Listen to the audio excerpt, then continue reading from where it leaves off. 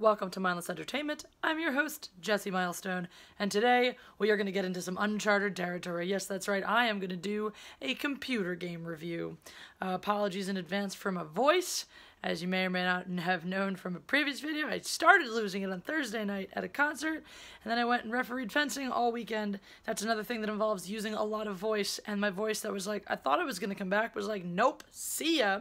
So what you may be slowly learning, because this happens a lot, is that I yell as much in my regular life as I do on these videos. But today, I'm not angry about anything. I'm actually very excited because on Saturday night, I got really, really drunk, and I don't like to go to sleep when I'm like super drunk. I like to try to come down a little bit. It helps me prevent the hangover. So in order to come down from that, I decided to see if I could find a computer game from my childhood and play it a little bit. And that computer game is The Logical Journey of the Zoombinis. That's right. That's its name. If you have heard of this game, you're probably like, yes, right now. If you haven't heard of this game, you're probably like, what the fuck right now. Either is an appropriate reaction. If you're in the what the fuck category, I can't promise you that by the end of this video, you'll be any less what the fuck. But here we go. So I decided I want to play this game. So I went online to see if I could, download an old version of it. And I can, but you need your computer, your Mac in classic mode in order to run it. And my Mac doesn't have a classic mode, but I guess I can download an emulator to run classic mode so that I can run the game. But that was way too much work for how drunk I was. So instead, I did discover in my travels, my drunkenly travels, that Apple recreated it and sells it in their app store for $4.99.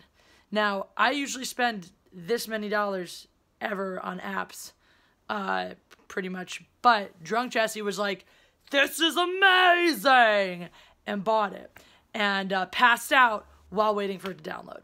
So I got to it today, and it was as wonderful as I remembered it. And really, like, honestly, they did a really fantastic job of recreating it, of really just bringing the old, like, they just brought all the old sounds and clips and stuff. It's the same game. It's just, newer, almost. There are a couple differences, and I'll get to those. Anyway, The Logical Journey of the Zoombinis, for those who have no idea what I'm talking about, is narrated by this really wonderfully animated guy with this awesome voice.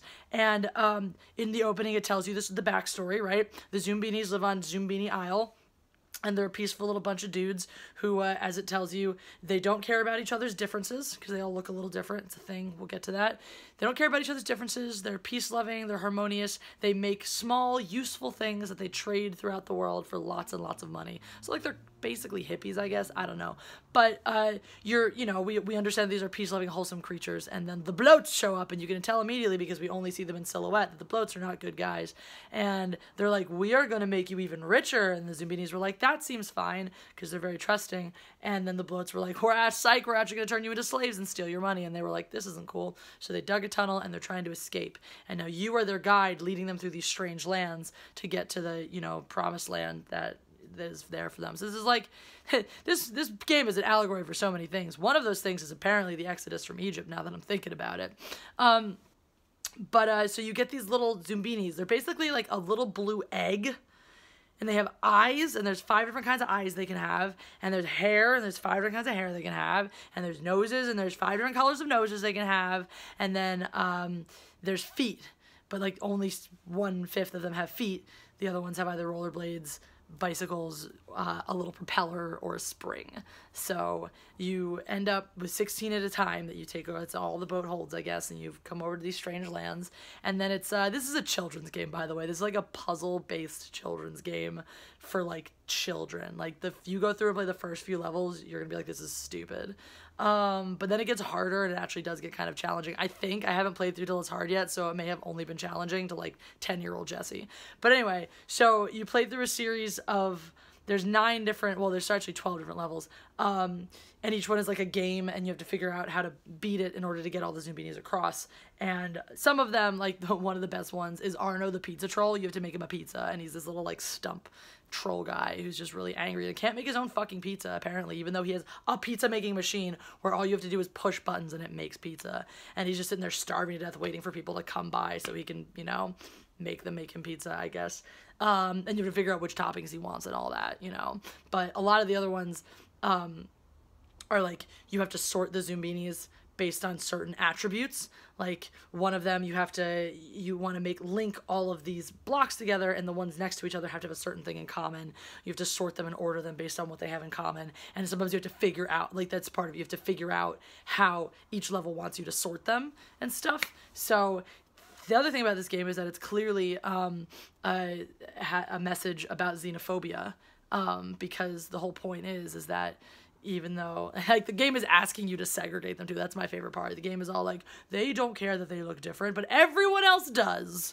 Everyone else does, and then it forces you to do segregation, which is bad, but then they all, live happily ever after. Anyway, it's a fun game. If it sounds, like, weird and ridiculous, it's because it completely 100% is. Some of my favorite things about this game are, just, like, the odd little details. There are these creatures called fleens. Fleens are basically, like, errant teenagers, I guess, but they look like a weird, angular, more punk rock version of a Zoombini, and, that's one of my favorite levels. You have to, like, lure them off this tree branch, because when enough of them jump off the tree branch, the beehive under the tree branch is full of bees that get super pissed off, and they come out and they chase all the fleens away. And they chase all the fleens away to, like, this driving heavy rock and roll track. Like, why? There's no other music like that in the entire game. Just in the fleens' little shack, the bees come out and they're all like, yeah, we rock, bro, and then chase the fleens away.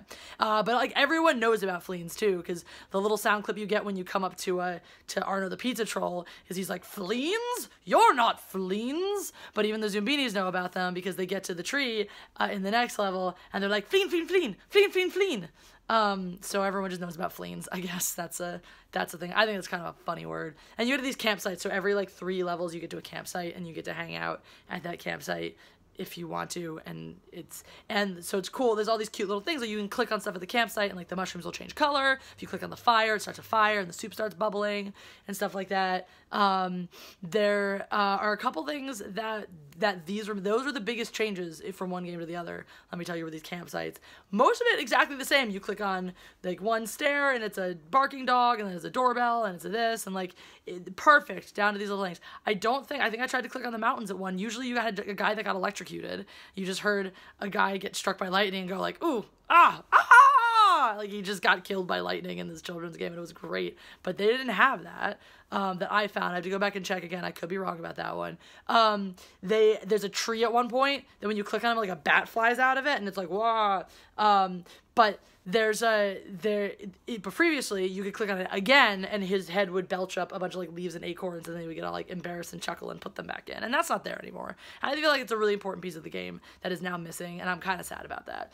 But anyway, the thing I'm most sad about, though, well, maybe the lightning guy, maybe the guy, like, if you click on the rocks in this little pond, this guy pops up, he's a little rock man, and he brushes himself, and he used to sing, and he was like, he whistled, and then he did, like, a ooh, and then, like, a oh, and, like, it got more, progressively more, and then he noticed that there were Zoombinis there and, like, went back underwater. And he only does one part of the little song. He only does the whistle part, and that's super disappointing for me. But anyway, so you get to be their guide through this strange and mystical land, and it's narrated by, again, I said, this awesome guy.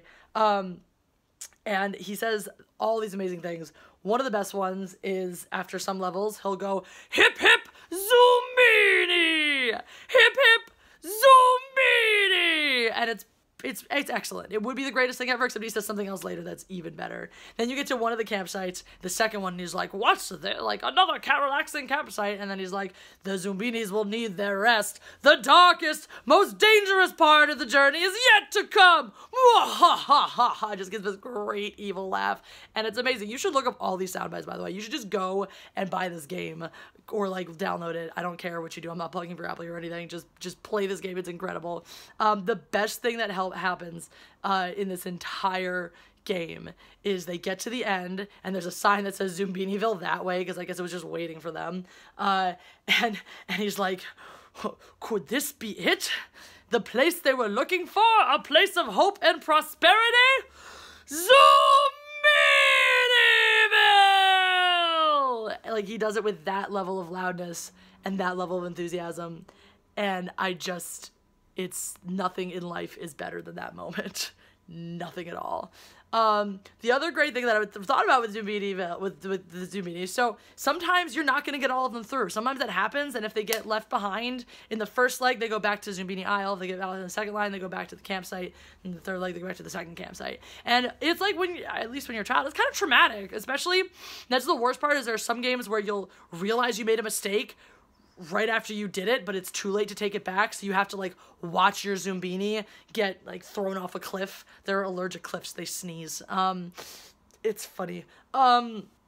Or, like, sucked into a vortex, and you're like, oh my god, it's vaguely traumatic. You're like, what did I do? I just killed these guys, but they don't actually die, so it's fine. But it's still, I feel like, I don't know, maybe this is teaching children how to be leaders, or, like, future generals, because you're learning how to lead these, and they're very trusting. Like, you put them up, and you're like, here, you, go die. They're very trusting. They just do it. Like, they're like, okay, and then sometimes it doesn't work out for them, and they're still just like, we trust you, whatever. So it's a lot of responsibility for children, but I think it's a great, you know, this is clearly how, like, I learned to be the person I am today. Full credit to the logical journey of the Zoombinis. And while we're there, can we just talk about how great that name for a game is? The logical journey of the Zoombinis.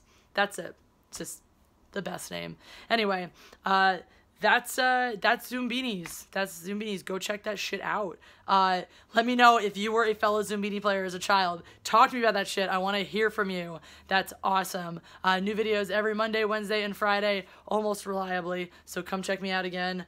Whatever the next day of the week is. Wednesday, that'll be a Wednesday. I'm great at these things. All right, bye.